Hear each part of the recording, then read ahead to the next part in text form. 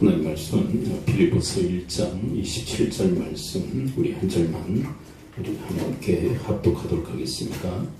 빌립보서 1장 27절입니다. 우리 한 목소리로 함께 읽도록 하죠. 시작. 오직 너희는 그리스도의 복음에 합당하게 생활하라. 이는 내가 너희에게 가거나 떠나 있으나 너희가 한 마음으로 서서 한 뜻으로 복음의 신앙을 위하여 협력하는 것과. 아멘. 오늘 본문은 빌립보서의 가장 핵심적인 구절이라고 할 수 있습니다. 복음에 합당하게 생활하라. 이것이 빌립보서의 가장 중요한 주제라고 할 수 있겠죠. 복음은 우리를 구원하시는 하나님의 지혜요, 하나님의 능력이죠. 그래서 이 복음을 믿음으로 우리가 구원함을 얻게 되었습니다. 근데 이것을 이게 아니라 그 복음으로 구원받은 우리는 그 복음에 합당한 생활을 해야 할 것을 이야기하시는 거죠. 짤막하게 이야기한다면 복음의 생활화, 이것을 본문은 우리에게 말씀하고 있는 것입니다. 자, 그런데 이 빌립보서를 우리가 이미 1장부터 4장까지 함께 살펴보지 않았습니까? 살펴봤는데 복음에 합당하지 않은 삶을 사는 그런 성도들도 있음을 확인하게 되었죠.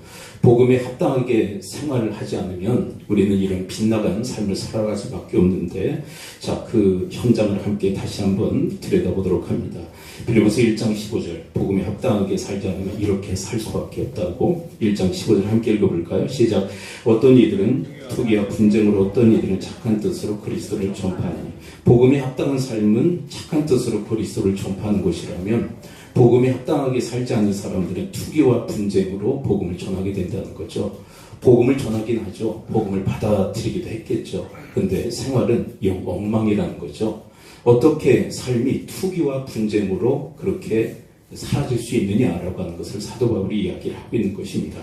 빌립보서 2장 3절에 가서 보아도 복음에 합당한 삶을 살지 않는 성도들의 그 모습을 또 이야기합니다. 함께 읽어볼까요? 2장 3절 시작. 아무 일에든지 다툼이나 회용으로 하지 말고 오직 겸손한 마음으로 각각 자기보다 남을 낮게 여기고. 복음에 합당한 삶은 뭐죠? 겸손한 마음으로 각각 자기보다 남을 낮게 여기는 삶이죠. 근데 이런 복음에 합당한 삶을 살지 않으면 어떤 삶을 살게 된다는 것이에요? 다툼과 허영으로 살아갈 수밖에 없다는 거죠. 근데 이 빌립보 교회의 일부 성도들이 복음에 합당하지 않은 삶을 살다 보니까 이런 다툼과 허영에 빠질 수밖에 없었다라고 이야기를 하는 것입니다. 빌립보서 2장 14절을 또 가볼까요? 복음에 합당하게 살지 않으면 또 어떤 삶을 살게 될까요? 빌립보서 2장 14절 함께 읽어봅니다. 시작. 모든 일을 원망과 시비가 없이 하라. 왜 원망과 시비 없이 이야기를 왜 하시는 걸까요? 원망과 시비가 있기 때문에 그래요. 그런데 이것은 정확히 복음에 합당한 삶이 아니죠. 복음에 합당한 삶을 살지 않으면 이런 원망과 시비가 끊이지 않는 인생사를 가질 수밖에 없음을 이야기를 하고 있는 것입니다. 2장 21절을 또 볼까요? 여기에 보면 상당히 좀 과장법이 쓰이긴 했지만 많은 사람들이 이렇게 살아간다는 거죠. 복음에 합당한 삶이 아니죠. 2장 21절 함께 읽어볼까요? 시작. 그들이 다 자기 일을 구하고 그리스도 예수의 일을 구하지 않아야 돼.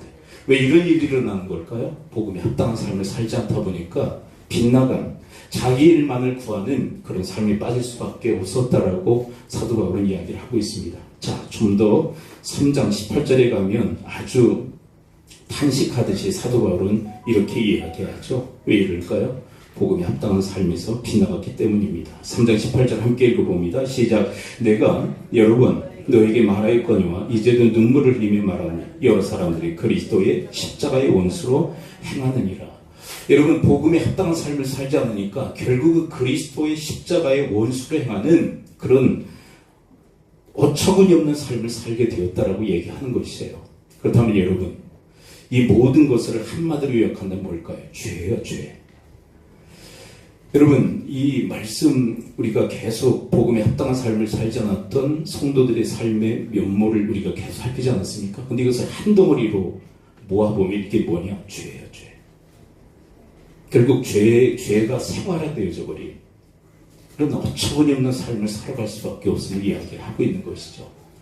여러분, 우리는 복음으로 구원받았습니다. 그리고 복음에 합당하게 살아야죠. 근데 그렇게 살지 않으면 죄가 생활화되고 이런 삶을 살아갈 수밖에 없음을 우리에게 말씀하고 있는 것입니다. 여러분, 우리는 복음을 받았을 뿐만 아니라 복음을 전해야죠. 근데 여러분, 이게 잘 보세요. 복음을 전하는 자가 복음으로 생활화되지 않으면 어떻게 될까요? 오늘 말씀에서 열거되어졌던 그런 다툼과 시기와 원망과 그리고 자기를 구하고 십자가의 원수를 행하는 삶을 가지고 그리스도 예수의 복음을 전하면 어떻게 될까요? 스스로가 복음을 막아버리고 있는 형국이 될 수밖에 없다는 거예요. 그래서 사도 바울은 너희들이 복음을 전하지 않느냐? 그렇다면 적어도 복음에 걸림돌은 돼서는 안 된다고 얘기를 해요. 그리고 복음을 전하는데 너희들의 삶이 그것을 뒷받침해 줘야 되지 않겠느냐라고 사도 바울은 이야기를 하고 있는 것입니다. 여러분, 우리 한국 교회의 가장 이 절체적인 이 문제가 뭐냐면, 위기가 뭐냐면, 우리는 복음을 전해요. 왜 복음을 전하지 왜 않겠어요? 많은 사람들이 복음을 전합니다. 그런데 삶이 뒤따라주질 않는 거예요. 삶은 이 빌립보 교회 일부의 성도들처럼 투기하고 분쟁하고 다툼과 원망과 시비와 그리고 자기를 구하고 십자가의 원수를 행하면서 복음을 전하니까 스스로가 복음의 걸림돌이 되는 역할들을 하고 있다는 거예요. 지난주에 시찰 행사가 있어서 저쪽 인제 쪽에 가게 되었어요. 근데 인제에 가서 한 식당을 이렇게 들어가게 됐는데, 이제 목사님 한 분이 이제 식사 기도를 하면서 그 식당을 축복하니까 사장님이 너무 좋아하시더라고요. 아멘도 하시더라고요. 그래서 교회 다니시냐고 그랬더니 교회 안 다닌대. 근데 아멘은 하시더라고요. 그래서 어떻게 아멘을 하시죠? 그랬더니 자기가 옛날에 다녔다는 거예요. 근데 지금은 안 다닌다는 거예요. 무슨 일이 있었습니까? 그랬더니 어떤 찬양 사역하는 그 부부를 이분이 도왔다는 거예요.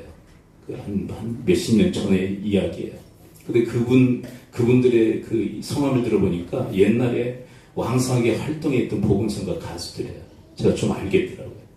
그분들이 차가 없어가지고 자기가 태워다 드리기도 하고, 그리고 돈이 없다고 그랬을 때 돈도 빌려주고, 근데 이분들이 야방 도주를 했다는 거예요. 근데 돈도 안 갚고, 근데 돈만 안 갚은 게 아니라 자기의 그 가구들 있잖아요. 전자제품까지 아주 중요한 것들을 싣고 가버렸다는 거예요. 몰래. 그때 찾아가지고 뭐 형사 고발도 하고 하는 그런 일들이 일어났는데, 이 돈 빌려주고 떼인 사람들이 자기만이 아니라 여러 사람들이었다는 거예요. 근데 그게 상처가 돼서 교회를 떠나게 되었다고 그런 얘기를 하더라고요. 여러분, 이런 일들이 우리의 삶이 복음화되지 않으면 나타나는 형상들이라는 거예요. 우리가 그리스도 예수의 복음을 전함으로 내가 구원받은 것처럼 다른 사람도 구원을 얻도록 도와야죠. 근데 우리의 삶이 복음화되지 않으면, 그래서 죄가 우리의 생활이 되어버리면 우리가 전하는 복음이 힘을 잃어버린다는 거예요. 그것을 막는 역할을 누가 하느냐면 우리 자신이 하게 된다는 거예요. 이것이 우리 한국교회의 현실이 돼요. 우리의 삶이 전혀 복음화되지 않았어요. 그리고 빌립보 교회 일부 성도들처럼 우리의 삶이 죄로 얼룩져 있기 때문에 우리의 복음 전파가 강력하게 스스로 막고 있는 형국이 되어버리고 말았다는 것입니다. 그러면 사랑하는 성도 여러분 그 복음에 합당한 삶을 살아갈 수 있는 여러분과 제가 될 수 있게 되길 축원을 드립니다. 그래서 우리가 두 갈래 길 중에 하나예요. 복음의 생활화인가 아니면 죄의 생활화를 살아갈 것인가. 여러분, 죄의 생활화가 아니라 복음의 생활화의 삶을 살아갈 수 있게 되기를 축원을 드립니다. 그렇다면 여러분, 복음에 합당한 삶을 살기 위해서는 우리가 가장 먼저 해야 될 게 뭘까요? 복음이 뭔지 우리가 잘 알아야 돼요. 복음이 뭔지를 잘 알아야 돼요.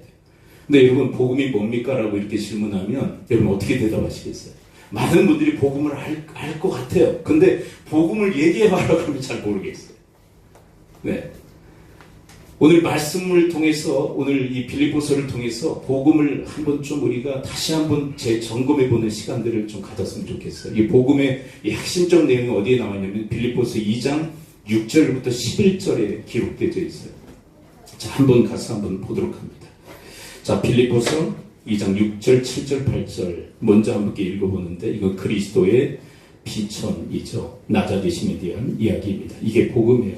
그리고 9절부터 11절까지 그리스도의 존귀, 지극히 높아지심에 대한 것, 그것도 복음입니다. 자, 빌립보서 2장 6절, 7절, 8절 함께 한번 읽어볼까요? 6, 7, 8 시작. 그는 근본 하나님의 본체시나 하나님과 동등됨을 취할 것으로 여기지 아니하시고 오히려 자기를 비워 종의 형체를 가지사 사람들과 같이 되셨고 사람의 모양으로 나타나서 자기를 낮추시고 죽기까지 복종하셨으니 곧 십자가에 죽으시리라. 여러분, 그리스도께서 우리를 위해서 이렇게 비천해지신 줄을 믿습니다. 근데 왜 비천해지셨을까요? 인간의 몸을 입고 이 땅에 오셨습니다. 하나님이신데 비천이죠. 그리고 십자가에서 죽기까지 비천해지셨습니다. 왜요? 우리를 구원하시기 위함인 줄을 믿습니다. 여러분, 우리는 비천해졌어요. 우리는 원래 태생이 존귀하게 지음을 받은 존재들입니다. 하나님의 형상들의 지음을 받아서 에덴 동산에서 복락을 누리며 살도록 우리를 그렇게 존귀하게 하나님이 창조해 주셨습니다. 그런데 죄악으로 인하여서 우리가 그 생명을 잃어버리고 죽음의 재앙을 받게 되죠. 그리고 신락원하게 됩니다. 낙원에서 쫓겨나게 됩니다. 얼마나 비천한 존재가 되는지 몰라요. 근데 이런 비천한 우리를 구원하시기 위해서 예수님께서 비천해지신 줄을 믿습니다. 여러분, 물에 빠질 사람을 구원하기 위해서 사람이 물에 뛰어들듯이 비천에 처한, 죽음에 처한 우리를 구원하시기 위해서 예수 그리스도께서 죽음의 비천에 처해 주신 것입니다. 그리고 우리를 건져내신 줄을 믿습니다. 여러분, 그리스도의 죽음은요, 대속이라고 얘기하죠. 대속을 쉽게 얘기한다면 대신이라는 말이에요. 한번 따라서 고백해 봅니다. 대속은 대신이다. 여러분, 우리 대신, 우리 대속의 제물이 되어주신 예수 그리스도, 우리 대신 죽으심으로 우리의 모든 죽음의 재앙, 우리가 받게 된 죽음의 재앙이 다 해결되어진 줄을 믿습니다. 바로 우리를 위해서 주님께서 비천해지셨다. 이게 복음이에요. 근데 여기서 머물리시지 않죠. 그리스도는 비천해지셨다면 이제 그분을 주님께서, 하나님께서 존귀하게 지극히 높여주셨는데 어떻게 높여주셨는가? 2장 9절, 10절, 11절 함께 읽어볼까? 이제 그리스도의 존귀에 대한 말씀입니다. 함께 한번 읽어봅니다. 시작. 이름으로 하나님이 그를 지극히 높여 모든 이름에 뛰어난 이름을 주사 하늘에 있는 자들과 땅에 있는 자들과 땅 아래에 있는 자들로 모든 무릎을 예수 이름에 꿇게 하시고 모든 입으로 예수 그리스도를 주라 시인하여 하나님 아버지께 영광을 돌리게 하셨느니라. 여러분, 비천해진 주님을 하나님께서 지극히 높여주셨는데, 존귀하게 하셨는데, 그 이유도 우리를 존귀하게 하시기 위한 줄을 믿습니다. 이게 복음이에요. 이게 복음. 여러분, 어떻게 존귀하게 되셨습니까? 먼저 다시 살아나셨죠. 근데 그 살아나심도 죽은 우리를 다시 살리시기 위함인 줄을 믿습니다. 에베소서 2장 5절 함께 한번 읽어볼까요? 6절은 조금 이따 읽고요. 에베소서 2장 5절 함께 읽어봅니다. 시작. 허물로 죽은 우리를 그리스도와 함께 살리셨고 너희는 은혜로 구원을 받은 것이다. 여러분, 그리스도의 부활은 죽은 우리를 다시 살리시기 위한 다시 살아나심인 줄을 믿습니다.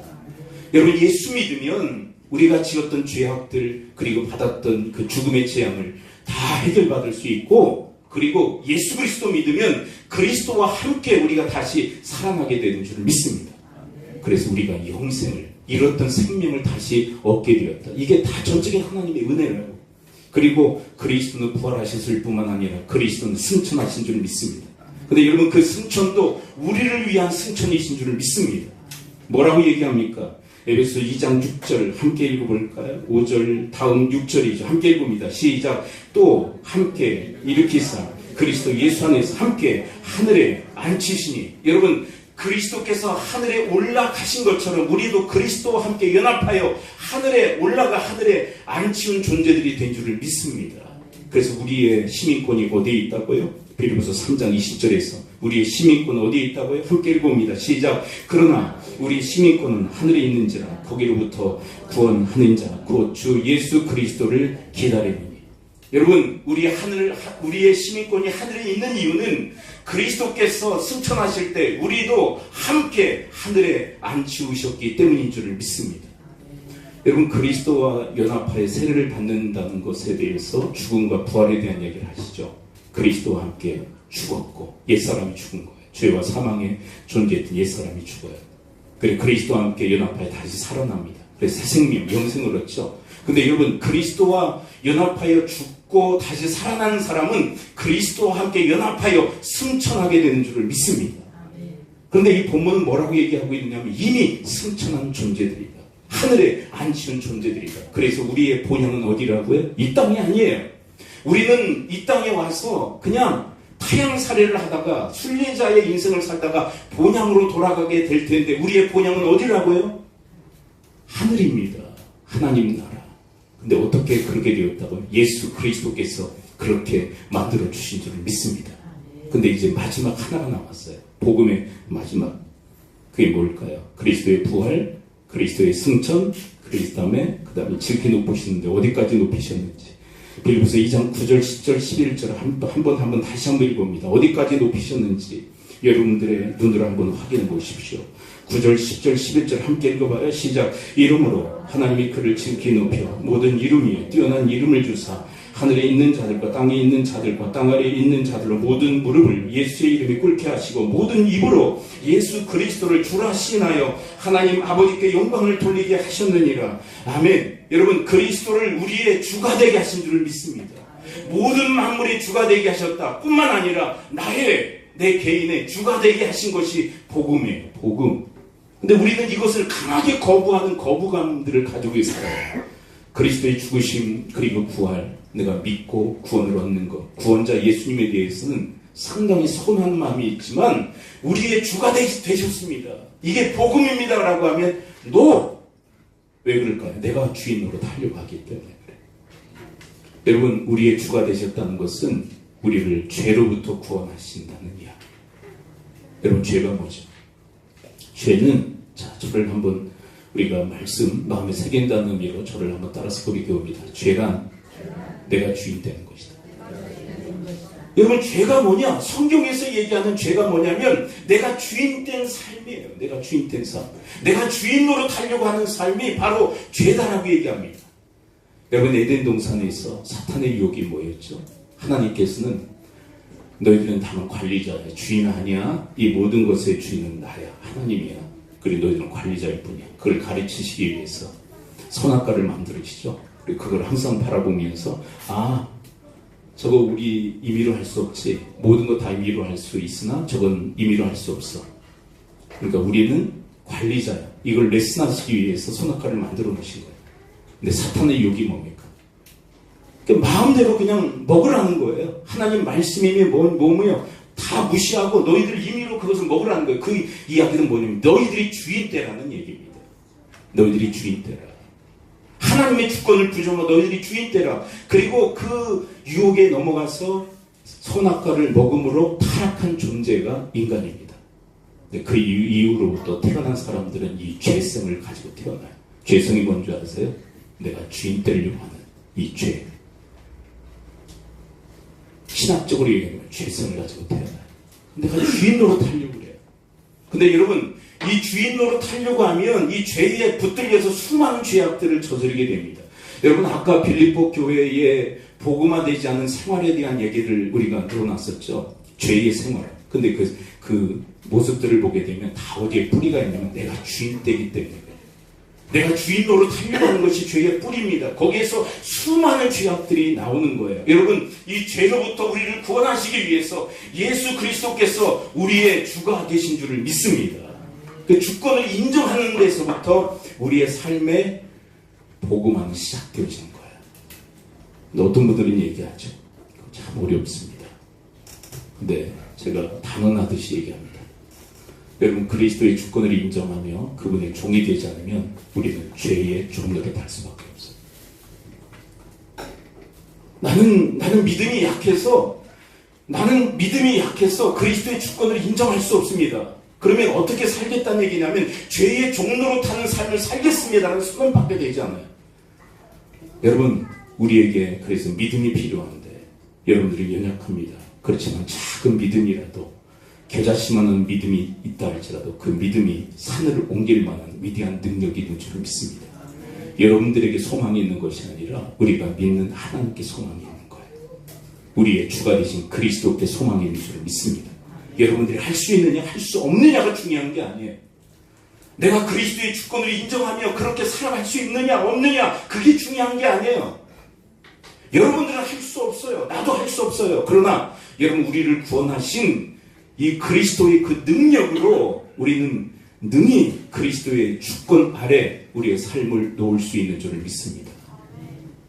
그래서 우리가 이 빌립보서 4장에서 살폈던 중요한 내용 중에 뭡니까? 내게 능력 주인 자 안에서 내가 모든 것을 할 수 있는 일.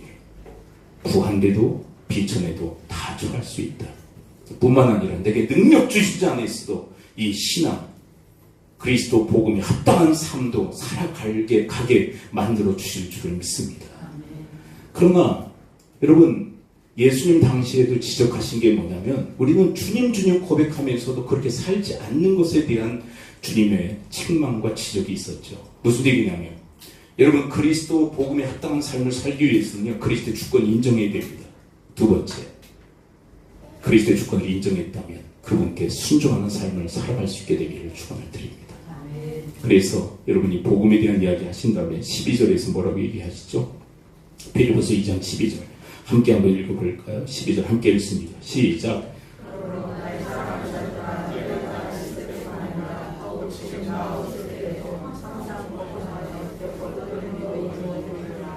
여러분, 항상 복종하여 누구에게요? 11절에 우리 주 예수 그리스도께 복종하심으로 두렵고 떨림으로 우리의 구원을 이루어갈 수 있게 되기를 축원을 드립니다.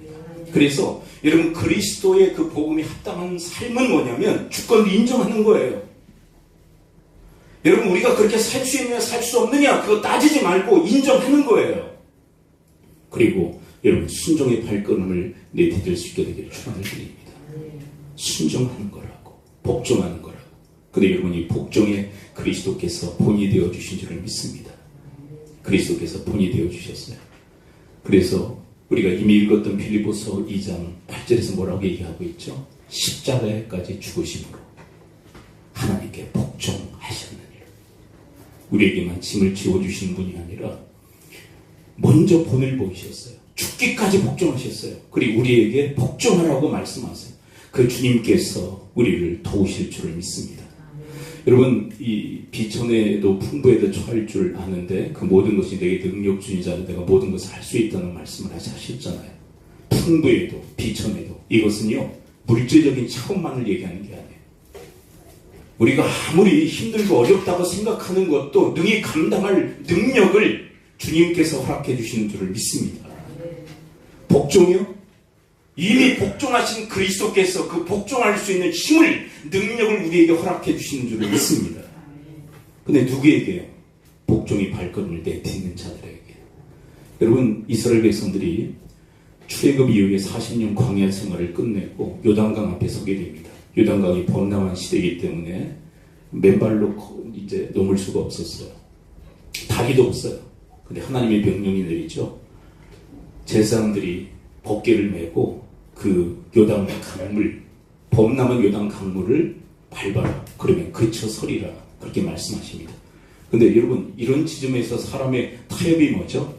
주님, 잠깐 그쳐 서게 하세요. 먼저 기적을 보여주세요. 그럼 우리 순종하겠습니다. 이게 우리의 딜 아닙니까? 하나님을 향한 우리의 딜이에요. 뭐 말씀하시면 항상 이렇게 하나님께 딜을 하려고 해요. 먼저 하셔요. 그럼 밟을게요. No. 밟으라. 그럼 그쳐 서리라. 여러분, 범람하는 그 강물 먼저 밟으라고 얘기하세요. 그러면 그것을 갈라 서게 하리라. 그 말씀에 순종했을 때 주의 말씀처럼 요단강이 그쳐 서는 역사가 있게 되어진 줄 믿습니다. 여러분, 우리에게 동일한 주님의 바람과 소망을 가지고 있어요. 그리스도의 주권을 인정하며 순종하는 삶을 살아가는 거예요. 발걸음을 내디딜 때마다 하나님께서 요단강을 그쳐 서게 하시듯 홍해를 가르시듯 하나님의 능력의 임재가 우리에게 임하게 되어질 줄을 믿습니다. 여러분, 하나님과 타협하려고 하면 안 돼요. 하나님 절대 타협하는 분도 아니고요. 딜하시는 분도 아니고, 이렇게 말씀하셨는데 이렇게 해주시면 제가 할게요. 그거 전혀 통하지 않는 분이에요. 먼저 순종을 요청하십니다.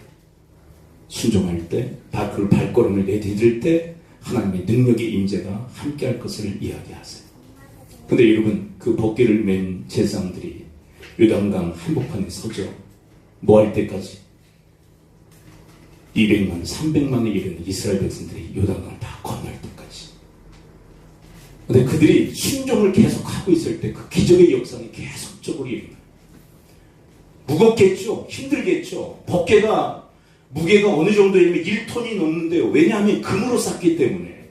안에는 나무입니다. 그런데 금으로 쌌기 때문에 1톤이 넘어요. 네 사람이 짊어지고 있을 때 얼마나 힘들고 어려웠겠어요.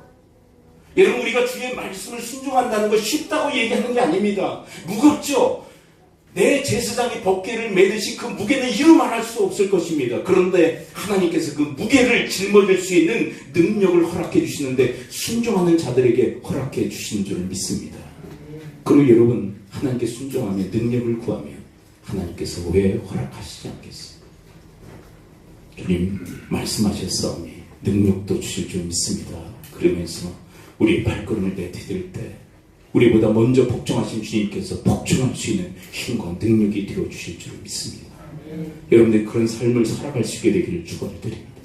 아까 이야기했죠. 예수님의 산상수훈에서도 이미 얘기했어요. 너희들은 주여 주여 하면서도 하나님의 뜻대로 살지 않는다. 그건요 복음에 합당한 삶이 아니에요. 마태복음 7장 21절 함께 한번 읽어볼까요? 마태복음 7장 21절 함께 읽습니다. 시작. 나더러 주여 주여 하는 자마다 다 천국에 들어갈 것이 아니요 다만 하늘에 계신 내 아버지 뜻대로 행하는 자라야 들어가리. 근데 우리는 이 말씀을 읽으면서 어디에 초점을 자꾸 맞추냐면 천국에 들어가냐 안 들어가냐 여기에 초점이 있어요. 근데 이 본문의 초점은 거기에 있는 게 아니에요. 지금 신학적으로 여러분들하고 논쟁하자는 얘기가 아닙니다. 그러면 행위로 구원받는 겁니까? 그 얘기하고 있는 게 아니에요. 여기에서 핵심은 뭡니까? 주여 주여 하면서도 왜 하나님의 뜻대로 살지 않느냐라고 하는 이야기를 이야기하는 거예요. 우리는 주님이라고 얘기합니다. 기도할 때마다 주님이라고 얘기합니다. 우리 한국교회는 주여 삼창이 유명하죠. 주여 삼창하며 기도합시다. 그러면서도 하나님의 뜻대로 살지 않는 민족, 그것이 한국 민족이에요. 한국 기독교가 주여 주여 삼창은 대단하지만 주님의 뜻대로 살지 않는 특성들을 지니고 있어요. 우리는 말끝마다 주님이라고 얘기합니다. 근데 아버지의 뜻대로 살진 않아요. 그렇다면 이것은 복음에 합당한 삶일까? 아니라는 거예요. 요즘 내가 주인으로 하는 거예요. 왜 아버지의 뜻대로 살지 않을까요? 내 뜻이 중요하니까 그래요. 내 뜻.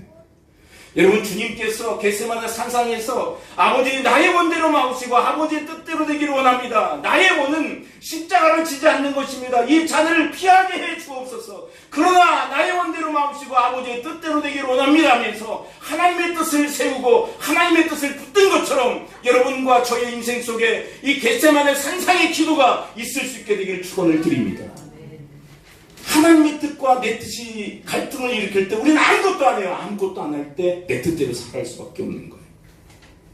하나님의 뜻과 내 뜻이 충돌을 일으킬 때 주님과 같은 겟세마네 산상의 그 피를 토하듯 하는 기도가 우리 가운데 있어야 돼요. 여러분, 예수님마저도 그걸 바로 하기 위해서 그토록 기도하셨다면 우리에겐 더 기도가 필요하지 않겠어요? 여러분, 기도라고 하는 것은 내 뜻을 관철시키기 위한 수단이 아니라 하나님의 뜻을 이루기 위한 수단인 줄을 믿습니다. 가장 중요한 기도의 레슨이 뭐냐면, 가장 중요한 기도의 핵심이 뭐냐면 내 뜻을 이루기 위함이 아니라 하나님의 뜻을 이루기 위함인 것이에요. 기도는 하나님의 뜻을 구하는 것입니다. 하나님의 뜻을 찾는 것입니다. 찾은 이후에 그 뜻을 위해서 살기로 결단하고 그 능력을 구하는 것, 그것이 바로 기도인 거예요. 근데 우리는 그 기도마저도 잃어버리고 있지 않습니까? 겟세마네 산상의 예수 그리스도의 기도를 찾아볼 길이 없어요. 그분의 제자라고 하면서도.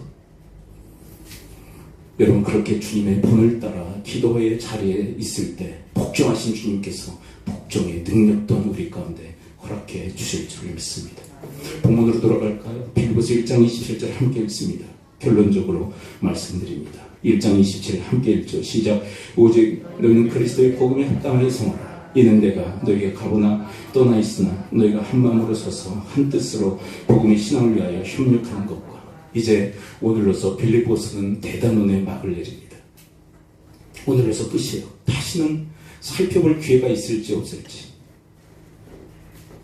근데 여러분이 빌립보서 하나만으로 빌립보 교회가 송두리째 변화되어지고 그리고 변화의 그 마중물의 역할을 감당했던 것처럼 여러분, 이 시대에 우리 교회도 이 빌립보 교회 같은 교회가 될 수 있게 되길 축원드립니다.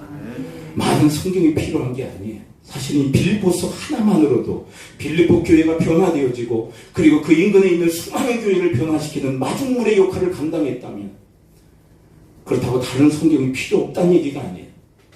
이 말씀 한 말씀 제대로 붙들고 살아갈 수 있다면 우리는 온전해질 줄을 믿습니다. 저는 이 말씀 빌립보서 전체를 이렇게 묵상하고 함께 말씀을 나누고 설교하면서 어떤 결론에 도달했냐면 이 복음과 관련해서 5가지에 대한 메시지를 저는 정리할 수 있었어요. 첫째는 뭐냐면 복음의 구원화입니다. 복음의 구원화는 복음을 믿을 때 구원의 역사가 일어나는 거예요. 여러분, 여러분들 중에 한 사람도 여기에 낙오가 없을 수 있게 되길 축원을 드립니다. 복음을 믿어야 돼요. 우리를 위해서 죽으시고 다시 살아나시고 승천하시고 주가 되신 그리스도를 믿을 때 구원의 역사가 일어나게 되는 줄 믿습니다. 안 받아들이면 이 복음은 한낱 복음에 지나지 않아요. 아무런 역사도 일으키지는 믿음으로 구원화되어져야 됩니다. 두 번째는 여러분이 복음의 교육화에 참여할 수 있게 되기를 축원을 드립니다. 복음으로 우리를 교육하세요. 복음이 뭔지를 우리에게 교육하세요. 여러분, 오늘도 사실은 복음에 대한 레슨을 받지 않았습니까? 복음 이런 겁니다. 근데 우리는 이 복음에 대한 레슨을 받았는데 다 알아요? 한 부분을 알아요. 그래서 우리는 이 복음의 이 교육을 계속 받으셔야 돼요. 그리고 또 하나, 교육을 왜 반복적으로 재교육을 받으셔야 되냐면 우리는 망각의 존재. 복음을 알았는데 잊어버려요, 자꾸. 그래서 재교육을 받아야 됩니다. 여러분, 힘써 복음의 교육화에 참여할 수 있게 되기를 축원을 드립니다. 여러분들 스스로도 말씀을 열어서 보셔야 돼요. 복음이 뭔지를. 그리고 하나님 깨달을 수 있는 은혜를 허락해달라고 하는 기도 가운데서 하나님 말씀을 바라보고 읽고 묵상하는 시간들이 있을 수 있게 되기를 축원을 드립니다. 그리고 박 목사를 통해서 주시는 복음에 대한 그런 깨달음과는 다른 하나님께서 나에게 말씀을 통해서 직접 가르쳐 주시는 하나님의 깨달음의 은혜가 있단 말이에요. 빌립보서 말씀뿐만 아니라 도처에 기록되지는 복음의 말씀을 여러분들이 깊이 묵상하고 또 깨닫는 은혜의 시간들, 그것이 바로 복음의 교육화예요. 끊임없이 일어나야 됩니다. 그리고 오늘과 같이 복음의 교육을 받았다면 그 교육받은 말씀을 생활해야 되겠죠. 그래서 세 번째는 복음의 생활화입니다. 여러분, 복음을 여러분들의 삶으로 여러분들이 체득시킬 수 있게 되기를 축원을 드립니다. 복음으로 사는 여러분과 저의 삶이 되어지기를 축원을 드립니다. 그럴 때 복음의 인격화가 일어나죠. 근데 여러분, 복음의 인격화가 뭐냐면, 여러분, 복음은 뭐죠? 그러면 결론적으로 복음이 뭐죠? 자, 오늘 본문 그만할 때까지 함께 읽어봅니다. 1장 27절 복음이 뭔지 한마디로 정의한다면 27절 시작. 오직 너희는 그리스도의 복음에 합당하게 생활하라. 자, 복음이 뭐죠? 그리스도예요. 복음은 그리스도예요. 복음은 그리스도예요. 그리스도를 통하여 하나님은 당신의 사랑을 확증하시고 그리스도를 통해서 우리를 구원하시고 그리스도를 통하여 우리에게 영광과 존귀를 허락하셨어요. 그래서 그리스도가 복음이에요. 근데 이 복음의 인격화는 뭐냐면 그리스도를 닮아가는 거예요. 여러분, 여러분들이 바로 이 단계까지 여러분 치고 올라가는 영적인 연어들이 되실 수 있게 되길 축원을 드립니다. 네? 여러분, 죽어서 거센 물살에 쓸려 내려가 어디에 있는지도 모르는 채로 그냥 사라지는 그런 존재가 아니라 영적 연어가 되어서 치고 올라가 바로 이 지점까지 복음의 인격화까지, 그래서 복음 대신 그리스도의 형상을 담는 데까지 올라가는 여러분과 저의 삶이 되어지기를 축원을 드립니다. 이제 마지막은 뭐냐면 복음의 전파와인 것입니다. 복음의 전파. 복음의 전파. 근데 복음의 전파는 뭐냐면 지금까지 얘기했던 이 4단계를 다 전하는 거예요. 여러분, 복음을 전해서 구원받도록 돕는 복음의 구원화를 여러분들이 전할 수 있게 되길 축원을 드립니다. 여러분들이 복음을 직접 가르쳐 주시는 복음의 교육화를 여러분들이 이룰 수 있게 되길 축원을 드립니다. 그리고 여러분들의 삶을 통해서 복음의 생활을 통해서 복음의 생활화를 전할 수 있게 되길 축원을 드립니다. 그리고 복음화되어진 인격, 복음의 인격화를 여러분들의 인격을 통해서 전하는, 그래서 이 모든 과정을 전할 수 있는 복음의 전파자들, 단순히 예수 믿어 구원받는다는 이 복음만 전하는 것이 아니라 이 전체 이 과정을 전할 수 있는 하나님의 그리고 그리스도의 제자들 다 되어주시기를 축원을 드립니다. 이것이 빌립보서가 우리에게 보여주시는 비전인 거예요. 하나님의 눈으로 지금 우리에게 바라보도록 만들고 계신 거예요. 주님이 바라보시는 걸 함께 바라보자, 이 빌립보서를 우리에게 허락해 주고 계신 거예요. 여러분, 이런 비전, 하나님의 비전을 여러분들의 눈에 심고 살아가는 그런 경이로운 축복의 인생을 살아갈 수 있게 되기를 축복합니다. 이 시간 우리 함께 기도할까요? 우리 함께 기도할 때 말씀 붙들고 기도하기로 합니다. 하나님, 놀라운 이 복음, 그리스도의 이 복음, 그리스도가 복음이시군요. 이 그리스도를 통해서 저들이 구원을 얻었고, 그리스도를 통해서 복음의 먼저를 저들이 계속 교육을 받으며, 그리고 그 교육받은 대로 생활하게 하심으로 저들의 인격이 그리스도처럼 변화되어지도록 인도하시는군요. 그리고 이 모든 전 과정을 전하기를 원하시는 주님의 뜻이 이 본문에 서려 있군요. 하나님, 이 그리스도의 이 복음의 이 비전을 저희들도 저희들의 눈에, 저희들의 이 심장에 담고 살아가는 일평생의 삶이 되어지도록 하나님 저희들을 붙드시고 인도해달라고 우리 합심 통성으로 주님 앞에 기도하며 나가도록 하겠습니다. 아버지 하나님, 오늘 말씀해 주시니 감사를 드립니다. 아버지 하나님, 저희들에게 복음 그리스도를 허락해 주시니 감사를 드립니다. 그리스도를 통하여서 저희들을 구원에 이르게 하시고 하나님 아버지 영생의 복을 받게 하여 주시니 감사를 드립니다. 그리고 그 복음이 무엇인지를 저희들에게 말씀하시며, 복음은 바로 하나님의 사랑의 확증이며, 그리스도는 그리스도의 희생이며, 복음은 그리스도의 존귀이며, 그 모든 비천과 존귀가 우리를 위함인 것임을 가르쳐 주시며, 그리고 복음이 그리스도께서 우리의 주가 되심을 가르쳐 주시는 이 놀라운 이 진리의 말씀을 저희들이 받게 하여 주옵시고, 그 말씀대로 행함으로 저희들의 삶이 복음화되어지게 하여 주옵시며, 그런 삶을 계속 살아감으로 저희들의 인격이 복음 대신 그리스도의 인격을 닮아가게 하여 주옵시고, 이 모든 전 과정을 전할 수 있는 그런 복음의 사람들 되어지도록 주여 더 저희들을 도우시고 인도하여 주시옵소서. 하나님 아버지, 그리스도의 이 복음의 이 아버지 하나님의 심정을 저희들 눈에 심게 하여 주옵시고, 저희들의 심장에 담아 이렇게 살아갈 수 있는 저희들의 일평생의 삶이 되어지도록 주여 도우시고 인도하여 주시옵소서. 아버지 하나님, 그리스도가 복음인 줄을 믿습니다. 하나님 사랑의 확증, 그리고 우리를 위해서 비춰내지시고 우리를 위해서 존귀해 지신 예수 그리스도가 복음인 줄을 믿습니다. 그 믿음으로 저희들 구원받게 하시고 그 복음을 교육하심으로 그렇게 살도록 이끄시며, 그로 인하여서 그리스도 복음의 그 인격화까지 이르도록 저희들을 인도하신 주님께서 이 전과정을 또한 다른 사람에게 전하도록 하시는 주님의 이 부르심에 합당행하는 저희들의 삶이 되어지도록 주여 도우시고 인도하여 주옵소서. 하나님의 눈이 저희들의 눈이 되게 하시고 하나님의 심정이 저희들의 심장에 이식되어지게 하옵소서. 여러분들 아픈 부위에 손을 얹으십시오. 그리고 한 분 감동 주신 분 가슴에 품으시고 손을 얹으십시오. 내가 주 예수 그리스도의 이름으로 명하니 모든 질병의 세력은 이 시간부로 다 묶임을 받고 떠나갈지어다. 고침받을지어다. 강건의 복이 임할지어다. 예수 그리스도의 이름으로 축복하며 기도합나이다. 아멘.